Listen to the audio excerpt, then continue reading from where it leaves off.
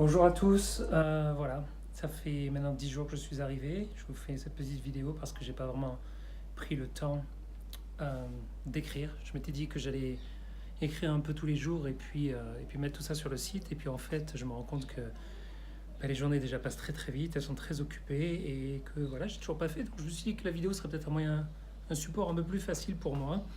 Et du coup, je vous fais cette première vidéo depuis mes quartiers, depuis le confort simple de ma chambre. Voici le lieu où je vis de façon simple. Mon lit avec la moustiquaire parce qu'on est attaqué par les moustiques quotidiennement et qu'il n'y a pas une nuit où on ne se fait pas piquer. Et, euh, et puis voilà, puis j'ai eu la chance, en fait c'est une chambre au départ pour 4. C'est une chambre qui fait environ, j'ai envie de dire 7 mètres carrés à peu près, et ils arrivent à mettre 4 personnes dedans. Donc il y a 2 lits simples et un lit superposé pour faire vivre 4 personnes dans ce petit espace. Et puis du coup, comme j'ai eu la chance de l'avoir pour moi tout seul, je me suis même fait, j'ai le grand luxe de m'être fabriqué, aménagé, j'ai envie de dire, un petit canapé qui me permet de me poser par moment et de pas, voilà, de pas être toujours par terre et les fesses au sol.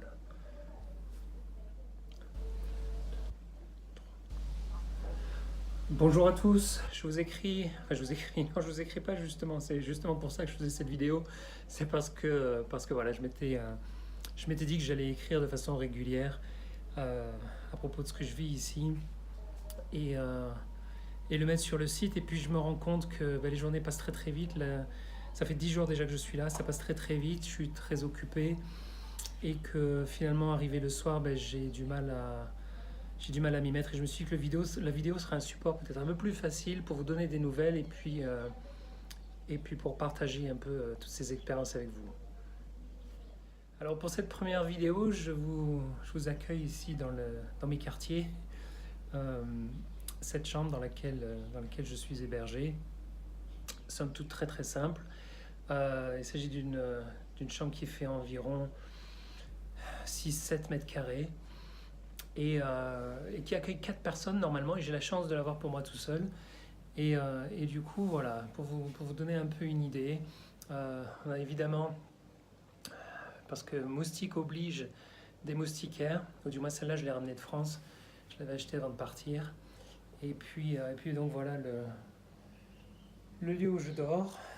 Et puis du fait justement que j'avais cette chambre pour moi tout seul, j'ai le grand luxe aussi d'être le seul à avoir pu me confectionner une espèce de canapé avec l'un des lits et puis avec 2-3 coussins.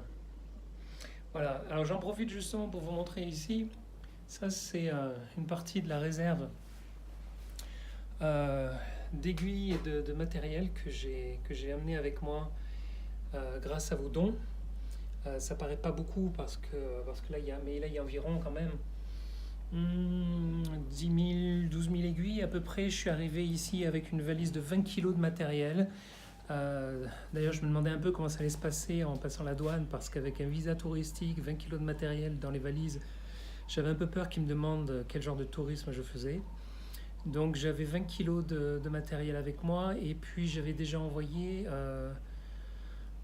2 cartons pleins d'aiguilles, de coton, de gaz, de bandes, de masques, de gants, et toutes ces choses grâce à vos dons. Donc encore une fois, merci, merci, merci du fond du cœur pour votre générosité. Et puis merci à ceux qui ont partagé cette information auprès de leurs amis, auprès de leur famille, et qui ont permis que tout ça soit possible. Donc vraiment un grand merci du fond du cœur. Alors je vous emmène et vous allez voir un peu l'environnement dans lequel je vis depuis 10 jours maintenant. Et donc voici l'extérieur de ma chambre. Il y a des travaux qui sont en ce moment faits ici. Je ne sais pas trop ce qu'ils font. Je crois que c'est des canalisations. Je suis pas tout à fait sûr. Et puis là, ce sont de l'autre côté des WC et une douche. WC à la turque, bien sûr. Voilà comment ça comment c'est configuré. Alors nous allons essayer d'être un peu discrets parce que je crois qu'il y a en ce moment des prières et des méditations en cours. Et en l'occurrence, je vais le faire passer ici par les stupas, qui sont ces lieux qui honorent les différentes personnes, moines ou non d'ailleurs. Et on va aller en direction de ce qu'on appelle la Grande Gompa. La Gompa, c'est un lieu de recueillement, c'est un lieu d'enseignement, c'est un lieu de prière. D'autres appelleraient ça un petit temple. Et donc, c'est ce lieu ici. Et je vais essayer de ne pas marcher sur les plantes, voilà.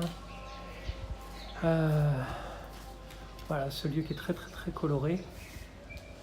Et tous les jours, il y a ce monsieur qui est là-bas au fond, qu'on va apercevoir dans un moment, qui est en charge de faire les peintures du plafond.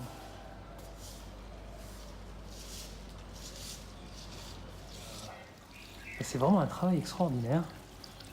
Un peu dingue, je trouve, que cet homme-là, tous les jours que la terre porte, s'occupe de repeindre les plafonds afin qu'ils soient toujours en bon état. Et là, c'est les parties, je suppose, qui sont sur le point d'être repeintes, donc elles ont été un peu grattées, elles ont été un peu nettoyées. Et puis petit à petit, elles sont refaites. C'est assez impressionnant parce qu'il fait ça avec un tout petit pinceau. Et il y passe des heures. Et il faut savoir qu'il fait quand même chaud. La chaleur est arrivée.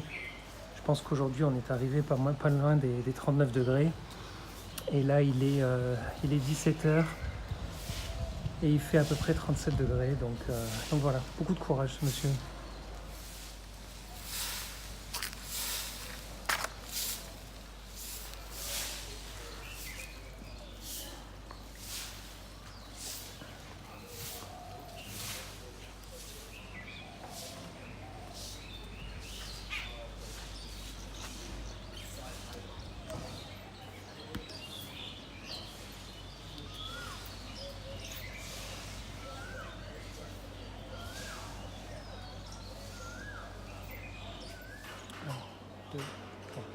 Alors, je ne pouvais pas trop parler parce que justement il y avait des prières et des méditations en cours, mais c'était pour vous montrer un peu l'environnement dans lequel on évolue.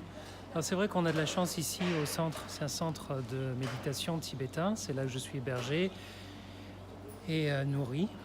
Et on a la chance d'avoir un cadre assez incroyable, avec une végétation incroyable, au milieu d'une pauvreté qui est absolument assourdissante dès qu'on passe les portes. Et ouais, c'est un peu compliqué ça par contre. On est dans un écrin, mais dès qu'on sort et dès qu'on s'approche un petit peu de la ville qui est Bodh Gaya, c'est beaucoup de misère, beaucoup de pauvreté, beaucoup de mendicité bien sûr, mais vraiment des gens qui vivent à même le sol, jonchés, des sols qui sont jonchés d'ordures et c'est assez touchant. Je vous montre ici le bruit qui est en fond, c'est parce que il y a du nettoyage qui est en cours. Je suis au niveau du réfectoire, voilà, le réfectoire où on se retrouve tous matin, midi et soir pour partager nos repas, mais aussi partager nos expériences. Et voilà, et puis je vais vous emmener sur les toits. Alors, je vous emmener sur les toits pour vous montrer aussi la vue de l'Institut, vue d'en haut, avec les statues des Bouddhas, les deux grands Bouddhas, la Gompa, dont on a fait le tour tout à l'heure un peu, qui est là-bas au fond, avec le peintre qui refait les plafonds, et puis ici, ce bâtiment que vous avez pu apercevoir tout à l'heure, même si je ne pouvais pas parler, mais qui abrite la route prière en fait. Donc, il est juste là. Voilà, nous sommes sur le toit ici du réfectoire, et je vais profiter de ce point de vue pour vous montrer un peu l'environnement. Et outre évidemment la civilisation, on a, dans l'autre sens, du blé, beaucoup de blé. Et d'ailleurs, c'était ce week-end les moissons et la célébration des moissons. Du coup, ça fait 2 nuits que je ne dors pas de ce qu'il y a du bruit parce qu'ils font la fête jour et nuit. et que la nuit dernière, il y a eu de la musique jusqu'à environ 4h30 du matin, et vu qu'on se lève à 5h du matin, c'était un peu léger, et la nuit d'avant, pareil, donc un peu fatigué aujourd'hui, je dois dire. Enfin bon, voilà quoi. Ça fait partie du charme, c'est l'Inde. L'Inde, c'est beaucoup de bruit, c'est beaucoup de monde, c'est beaucoup de bruit. Ici, je vais vous montrer, ce sont les panneaux solaires qui servent à chauffer l'eau et qui nous permettent du coup de pouvoir prendre des douches chaudes. Même si je dois avouer qu'avec pratiquement 40 degrés tous les jours en ce moment, on préfère avoir des douches froides, mais la question ne se pose même pas parce que l'eau de toute façon chauffe et finalement, qu'on le veuille ou pas, on prend des douches chaudes. Ça risque d'être un petit peu compliqué d'ici 15 jours, 3 semaines, environ peut-être un mois, puisqu'on va atteindre des températures d'environ 50, 52, 54 degrés. Et d'après ce que j'en sais et d'après ce que l'on m'a dit, on a du mal à se rafraîchir quand il fait ces températures-là. Et même l'eau ne suffit pas à se rafraîchir, puisque finalement elle est toujours, les cuves sont sur les toits. Et du coup, elle reste très chaude. Voilà pour ce petit tour de l'Institut. Il se termine d'ailleurs avec une petite brise qui fait du bien, il faut le dire. Même si l'air est chaud, ça fait du bien d'avoir un petit peu d'air, ce qu'on n'a pas eu de toute la journée. Et puis comme vous pouvez l'entendre, il y a un oiseau qui s'est posé juste à l'instant pile derrière moi et qui est en train de... Je pense pas qu'on puisse le voir, mais de nous donner sa version des faits. En tout cas, j'espère que ça vous permet d'avoir une meilleure idée de l'endroit où je réside pendant ces quelques semaines que je passe en Inde et puis du contexte dans lequel je me trouve. Je me rends compte que ce format vidéo est un format dans lequel je ne suis pas le plus à l'aise et qui est un peu gauche. J'en ai vraiment conscience, donc je suis désolé pour ça, je vais essayer de m'améliorer au fur et à mesure.